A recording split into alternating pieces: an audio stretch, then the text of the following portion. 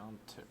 On the draw, I have 2 castable spells, and I need a single black source, which is my primary, which I have access to pretty easily to enable the rest of my hand. I think I'm going to keep this as a really mediocre hand, though. Removal plus the ability to trade, plus now the ability to counter the, their 3-drop or their 4-drop is pretty useful to me. My turn. I'm going to play the Jousting Dummy, and I'll pass the turn. My 2-1 will happily trade for your 3-1 if you're willing to attack.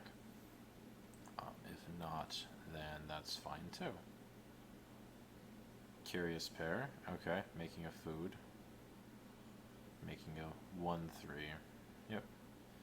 Alright. I'm going to play Land Tempting Witch. It's another blocker. And then I'm going to pass the turn. Their 4-drop may be useful, but I don't think it's the card that I'm sitting there thinking, alright, this is the thing I need to counter. I need to hold up all this mana and stop them from playing their 4-drop. I mean, I might be wrong. They might have an excellent 4-drop, but 5 mana is where I tend to get scared. Those tend to be the plays that really frighten me. Yeah, like this is a 4-6. Like that's big, but I'll shrink it to a 2-6 in a minute. It's no big deal. No blocks. See, I love it when my opponents play auras. I'm playing some sort of like high kill spell deck. Alright, play land. I'm actually going to Foreboding Fruit myself. I want to cast Sir Conrad next turn. I want that swamp. I didn't get there. Even more reason to have drawn those cards. I'll pass the turn.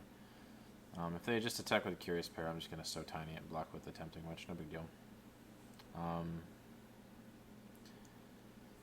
If they play a land and a 5-drop, by the way, I'm snapping off the rest of their hand with this Reaper at Night.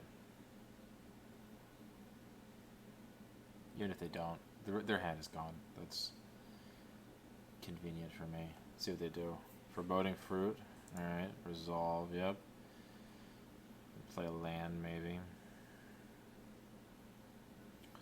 I'm sort of glad they cast it first. No, they can't play a land. They already played one. Trail of Crumbs. Alright, I can't counter that. That sucks. That's real card advantage. Pass. Assume they're attacking me. It's a 2-6.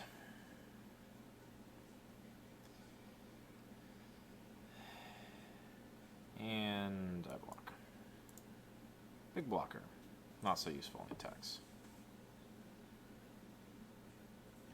Alright. Target opponent discards 2 cards. Probably wanted at least one of those.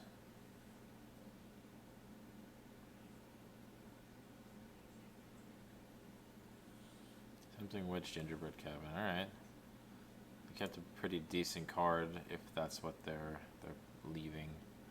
So the unfortunate thing is now they can just start drawing cards with Trail of Crumbs.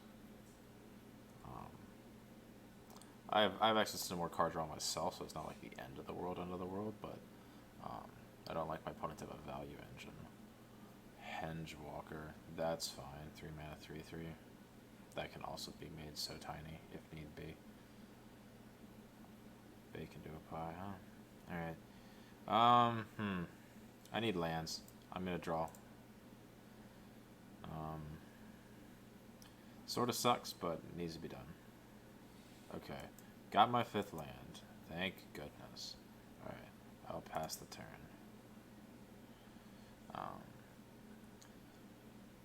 Next turn I'll play Sir Conrad. And, actually I might play this Clackbridge Troll.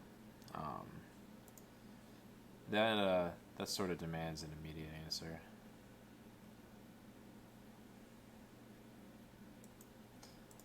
Hengewalker, now a 2 or 1/3. Ineffective Curious Pair, and it's blocked very well by another 1/3. So I have inevitability, I believe, even though they have this nice value engine going.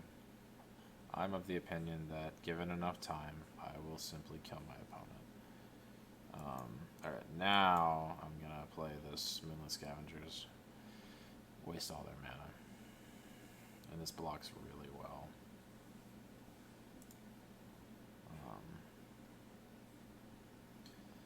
I'll pass the turn. Yeah, this is the kind of stuff where I feel like I'm starting to pull ahead here. They don't really have good attacks. I have a lot of really good creatures, and once I get Sir Conrad into play, and then I get the Clackbridge Troll into play, they have no good options, right? They either take the 8, or they give me a ping. Like, that's going to very, very rapidly knock them out of the game here. All right, I play Sir Conrad.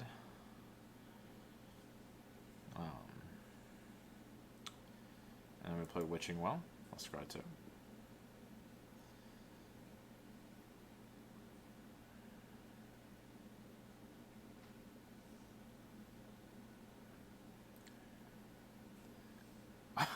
Okay, I'll leave those both in play.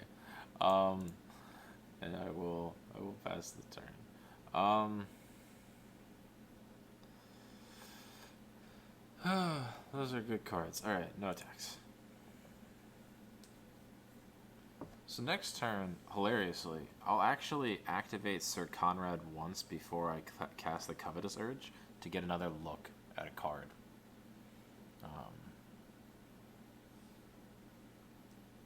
What are they going to do? I feel pretty good about this. Reeve's Soul. Alright, Tempting Witch dies. Sure. They take 1.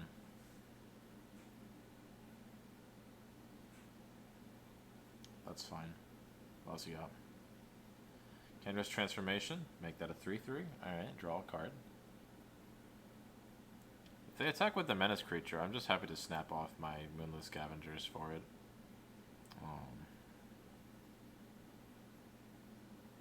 Yeah, this is a great trade for me. I have ways to get the Moonlit Scavengers back. Alright, so I'm going to activate Conrad once.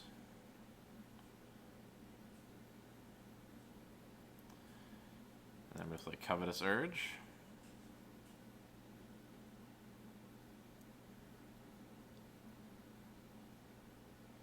Alright, so opponent's hand is a Lockthwing Gargoyle. That card's bad. I will take a Reeve's Soul. And I will pass the turn. So next turn I can just kill their Merrileaf Rider or their Curious Pair or something. And I'll pass the turn, yeah. I can't kill the Lockthwing Paladin, but that's okay. If I draw a land, I can actually play the Clackbridge Troll and kill the Merrileaf Rider. Not in that order necessarily. And then my engine just starts churning. I'll probably, once I reach that point, if I get to a 7th land, I don't think I'll ever play. I'll probably never play a turn where I don't have, or once I have that taken care of. Oh, this must block. Is that what this say? Target creature blocks Merrileaf Rider if able. Okay, sure. Oh, I see. They wanted just a way to guarantee the food sacrifice. They only had 1 mana. Interesting. Interesting play. Keeper of Fables. Okay. And Lockthwing Gargoyle. Interesting, interesting. Alright.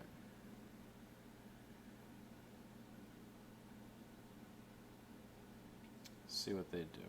They can draw 1 card here, but that's okay. I see. They're gonna make it so the Scavengers doesn't block the Gargoyle. That's okay. Alright, so Scavengers has to block the Merrileaf Rider.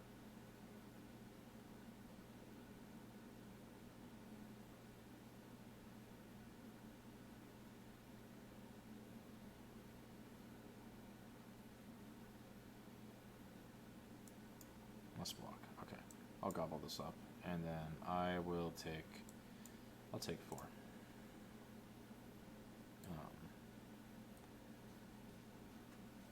think, yeah, at this point, yeah, okay, land. Play land, pass.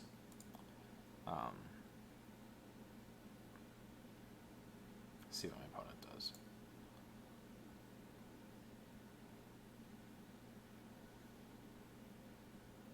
Okay.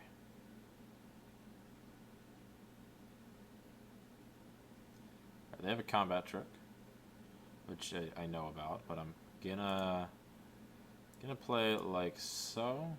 Block. Let's see what they do.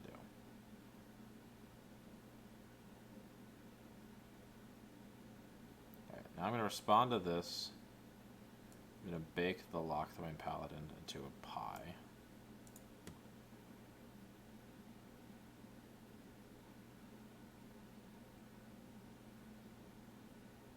That's fine. Resolve.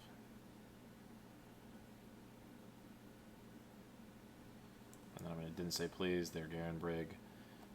Mill them 3. 2 more creatures. And then trades these. Alright, so they draw 1 card, and they took a ton of damage. Now, I play Reeve's Soul, kill their creature.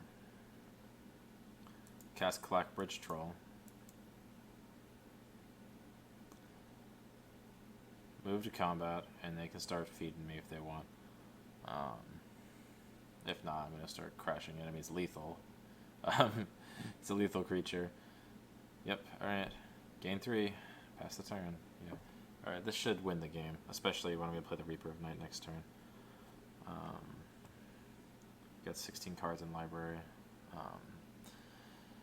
Opponent has 12. Interesting. But yes, I'm going to start drawing some cards here. Eating some creatures. Giant Skewer. Alright, you can attack me for 2. It's great and everything, but I can gain 3 every time I move to attacks. Alright, move to combat. Sacrifice and go.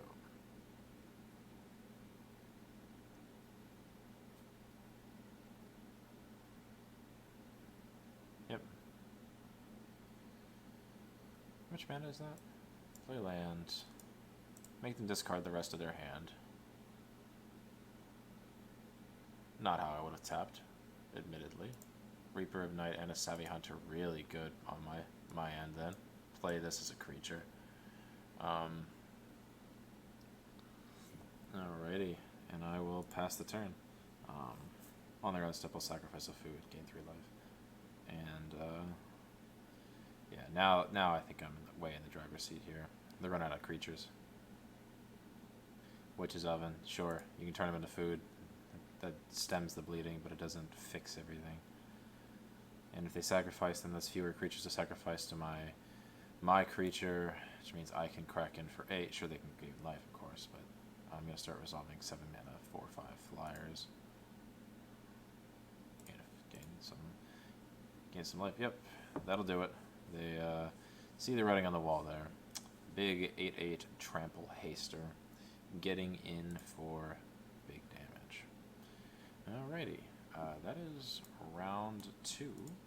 I will see you in round 3 with my 2-0 blue-black control.